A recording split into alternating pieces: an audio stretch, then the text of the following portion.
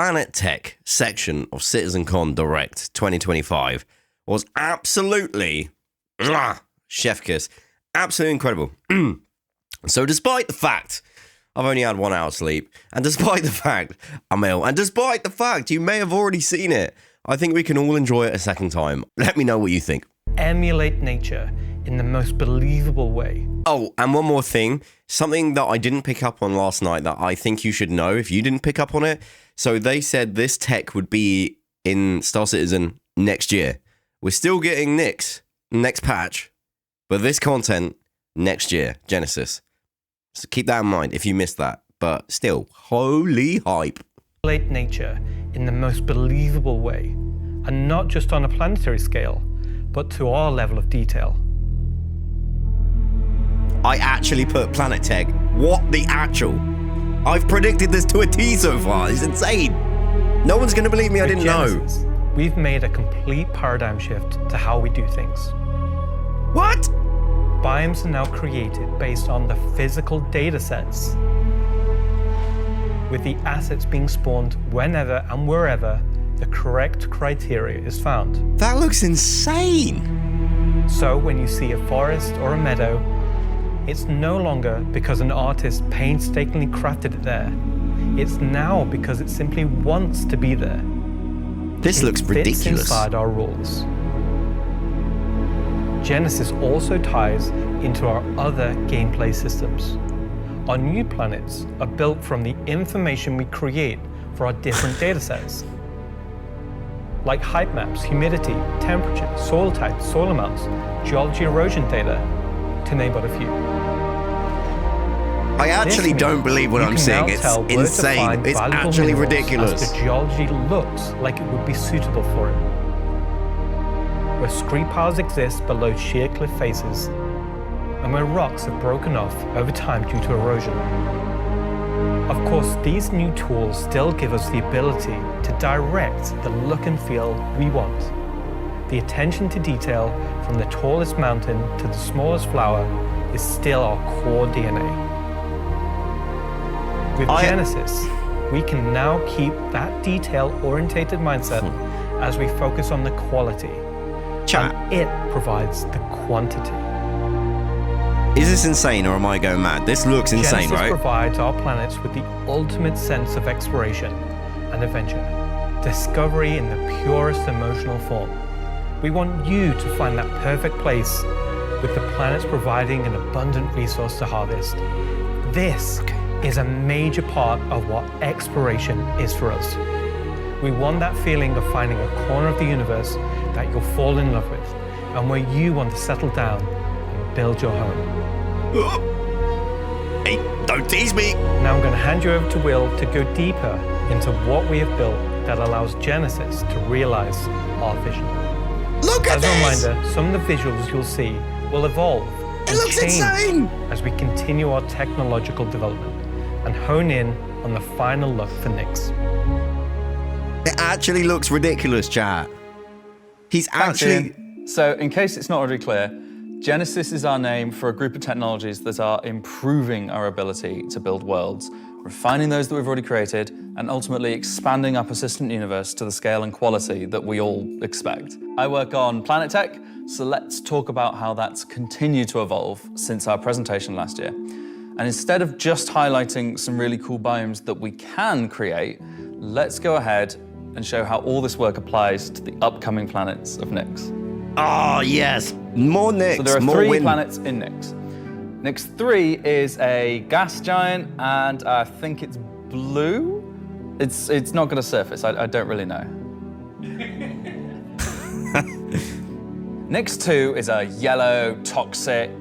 It's got like this high pressure atmosphere, and it's like a very volatile planet with high risk reward gameplay.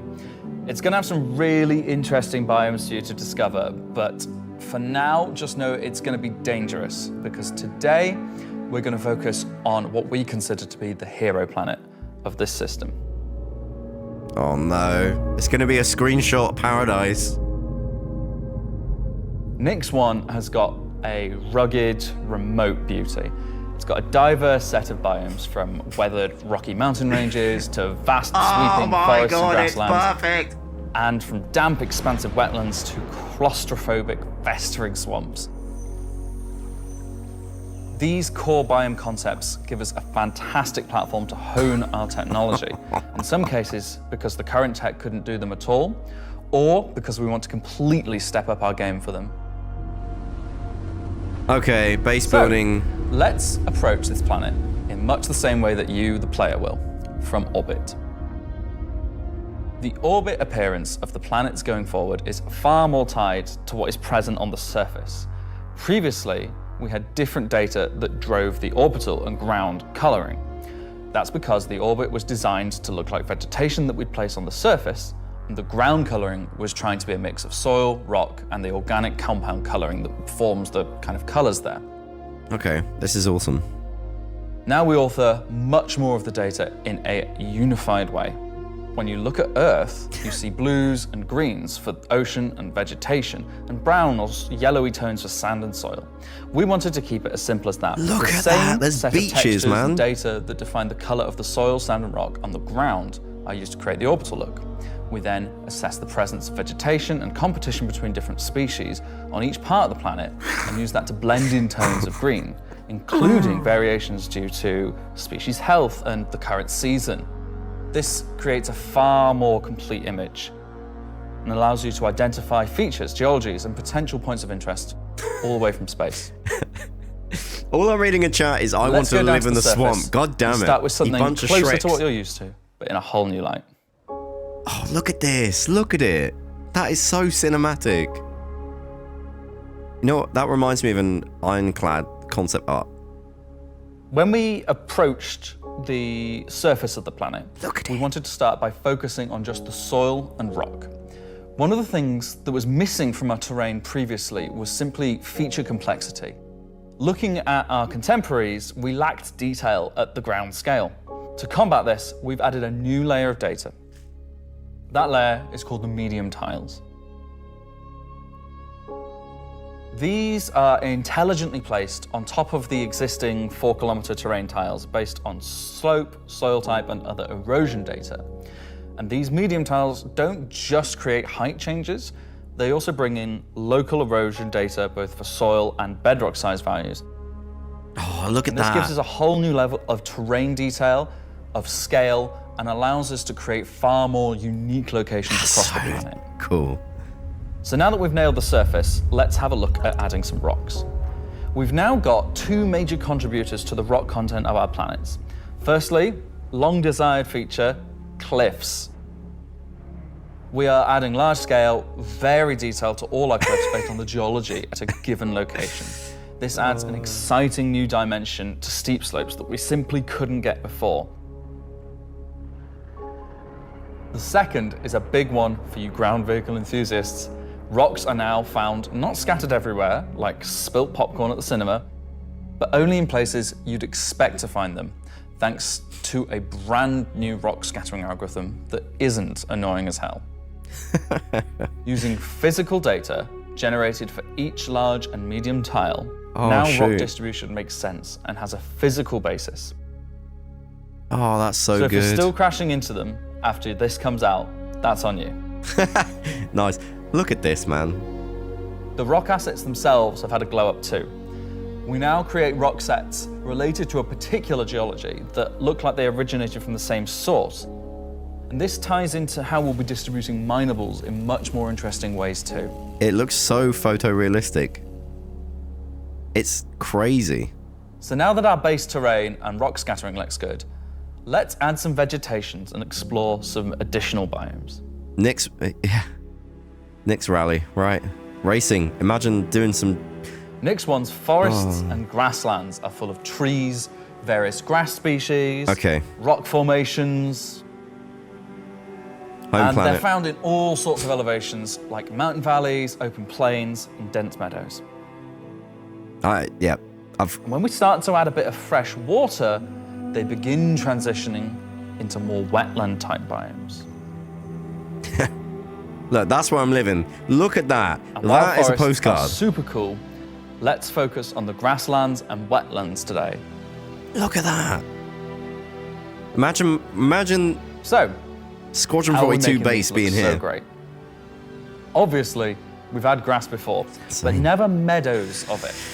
Because until now, we haven't been able to spawn grass in large enough quantities or effectively represented at distance. So we're stepping up our game in terms of spawning, shaping, and shading grass. Look at that! That's so beautiful! With Genesis, we now leverage GPU spawning to create vast quantities of assets across all biomes. Whether it be dense meadows or more complex collections of ground cover like you can see in these wetlands. It's like the rolling fields, it's so gorgeous. We are also able to fit our grass tiles to the ground by conforming them to the unique terrain underneath. Now we can finally cover complex terrain shapes with grass and ground cover assets, and as a result they are now gravity aligned, meaning each blade is oriented as you'd expect and not sticking out like before. That's a level of detail that is unnecessary but absolutely incredible. Next, let's take a look at how we light our grass. Now, as in real life, the shading of a grass blade, or indeed a whole field of grass, is lit very differently to like a flat surface. We now use a solution that shades meadows of grass far more like fur or hair. And this, if you think about it, makes sense. At a distance, a field of grass is far more like a carpet or cloth than a flat surface. This improves how our grass looks from a near perspective, as well as bringing us nicely into how we're solving the distant representation of grass. Is anyone's PC crying in the background? Let's talk about the distance. Look at that. One of our biggest achievements with Genesis is allowing us to build beautiful biomes out of flora and geology assets like a building set. Can I say Lego? No. Too late. But in the past, this broke down very quickly when objects simply disappeared when viewing the same biome from 10, 20, 100 kilometers away.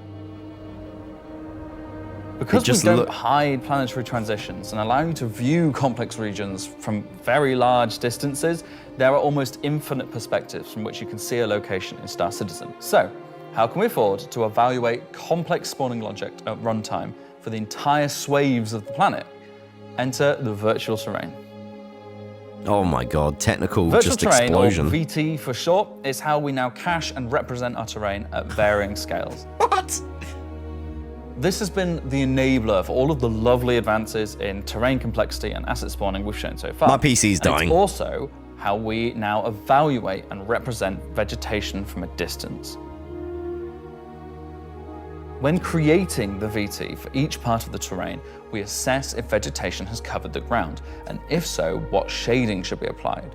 For all of our biomes, we're now able to use the same shading model for the distant representation as the close-up asset, whether that's our lovely rolling hills, some more dramatic rockscapes, those muggy wetlands, or even our festering swamps. What are you doing in my swamp? So yeah, we didn't forget about the swamps, and they're coming to Nyx 1 as well. Built using the lessons learned and all the technologies we've developed, these swamps now spring into existence from the planetary data. Look at that, man. This biome combines all of the elements from the other biomes we've shown you today, from water interaction, denser spawning, unique ground coverage, and I think it creates something really unique. What is that in the background? Can you see it in the middle there? Like there. Is that a tree or something? What is that? A crane. Maybe it's a crane. There's something there. Anyway, that's our update on the Planet Tech portion of Genesis and how we're using it right now to sculpt the identity of Nyx 1. I'm playing on a laptop. As excited as we are to explore this and everything we haven't shared yet next year.